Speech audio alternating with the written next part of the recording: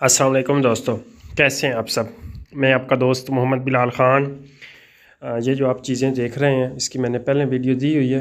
एक हम माजून बनाते हैं जो कि बहुत ही आला किस्म की होती है, जिससे तमाम अज़ाए रईसा, दिल, दिमाग, जिगर, मैदा और ख़ास कर अज़ूए तनासुल के लिए ये बहुत ही उसमें सख्ती पैदा करने के लिए, इंतशार पैदा करने के लिए बहुत आला किस्म की चीज़ है। ये जो आप जड़ी बूटियाँ देख रहे हैं, कुछ तजात देख रहे हैं, जड़ी बूटियों का मुरक्कब और कुछ तजात का मुरक्कब, इसमें बलावे डाले जाते हैं, अंडे की जर्दियाँ डाली जाती हैं, इस तरह की चीज़ें। इसकी अगर आपने मुकम्मल तफसील देखनी है तो पहले मैंने वीडियो अपलोड की हुई है, दी हुई है, जिसमें इनका वज़न, इसके बनाने का तरीका, कौन सा कुश्ता कितनी मिकदार में डालना है, कौन सी जड़ी बूटी, ज़ाफ़रान, जुंदबदस्तर, रेगमाई कितनी मिकदार में डालनी है, वो सारा कुछ पहले तफसील से बताया गया है।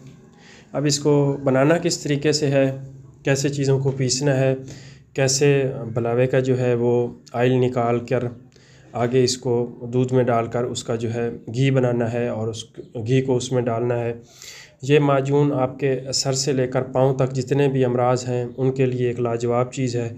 जिस्म में हरारत गरीज़ी को बढ़ाती है और जिस्म को ताकत देती है, इंतशार पैदा करती है, मनी को गाढ़ा करती है और जितने भी मर्दाना कमज़ोरी के अमराज हैं उन सब के लिए एक अक्सीर का काम करने वाली चीज़ है। अगर मैं दूसरे अल्फाज में बात करूं तो वो फिर बात जो है तहज़ीब के थोड़ा ख़िलाफ़ हो जाएगी।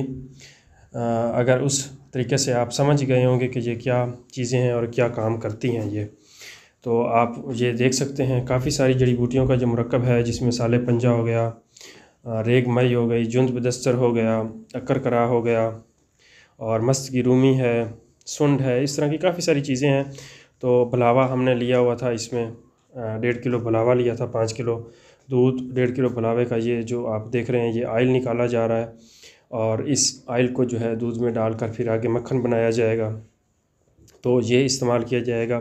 इन सारी जड़ी बूटियों को जैसा कि आप ये देख रहे हैं पीस लिया है, फिर इसमें ज़ाफ़रान डाल दिया गया है और ज़ाफ़रान डाल के इसको अच्छी तरह से मिक्स कर लेंगे और मिक्स करने के बाद फिर इसमें अंडे की जर्दियाँ डाली जाएंगी, उनको उस घी में फ्राई करना है जो कि बलावे वाला घी है।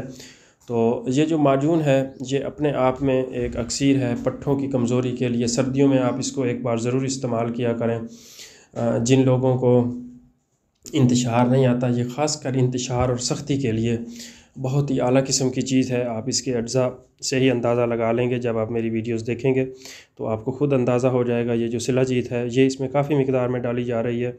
ये आप देख रहे हैं खालिस शिलाजीत है, ये भी इसमें जाएगी और ये वो मक्खन है जो कि इसमें डाला जाएगा और ये वो दूध है जिसमें भलावे का हमने घी डाला था, ऑयल डाला था और उसका खोया बनाकर वो भी इसमें डाल रहे हैं।